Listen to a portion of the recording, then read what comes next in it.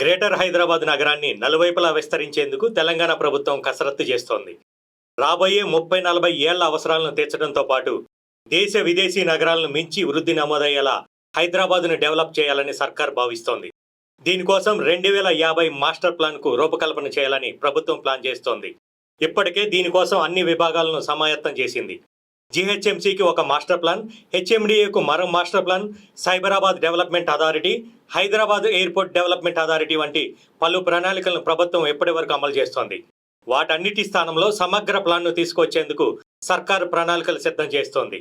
ఒకసారి master plan final అయితే అందుకు అనుగుణంగా మౌలిక సదుపాయాల కల్పన జరుగుతుంది. దీంతో రియాలిటీ రంగ అభివృద్ధి ప్రణాళికాబద్ధంగా సాగుతుంది. 2050 మాస్టర్ ప్లాన్ కోసం ప్రభుత్వం తీసుకుంటున్న చర్యలను స్వాగతిస్తున్నాయి ఇండస్ట్రీ వర్గాలు.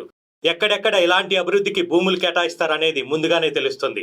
పరిశ్రమలకు, ఫార్మాసిటీకి, ఐటీ పరిశ్రమలకు, గ్రీన్ జోన్కు, రెసిడెన్షియల్, కమర్షియల్ నిర్మాణాలకు ప్రభుత్వం ప్రత్యేక జోన్లు ఏర్పాటు చేసే అవకాశం ఉంది. దీంతో ఆయా ప్రాంతాల్లో రియాలిటీ మార్కెట్ మరింత పెరిగే అవకాశం ఉంది. వృద్ధికి ఆస్కారం ఉన్న ప్రాంతాల్లో రియాలిటీ మార్కెట్ పెరగడంతో పాటు కొనుగోలుదారులకు ఎలాంటి ఇబ్బందులు లేకుండా మౌలిక సదుపాయాలు కూడా పెరిగే ఛాన్స్ ఉందని ఇండస్ట్రీ వర్గాలు అంచనా వేస్తున్నాయి. ఇక సిటీకి సమగ్ర మాస్టర్ ప్లాన్ అమల్లోకి వస్తే రింగ్ రోడ్ నుంచి సిటీకి, రింగ్ రోడ్డు నుంచి రీజనల్ రింగ్ రోడ్డుకు ప్రత్యేక కనెక్టివిటీ పెరుగుతుంది. మెట్రో రైల్ కనెక్ట్ విషయంలో కూడా క్లారిటీ రావడమే కాకుండా ప్రాజెక్టుకు అడుగులు పడతాయి.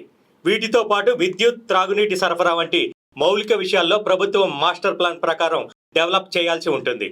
దీంతో ప్రభుత్వం ప్రతిపాదిస్తున్న మాస్టర్ ప్లాన్ 2050 అమలు గ్రేటర్ హైదరాబాద్లో రియాలిటీకి చక్కని ఊతం ఇచ్చే ఛాన్స్ ఉందంటున్నారు ఇండస్ట్రీ ఎక్స్పర్ట్స్.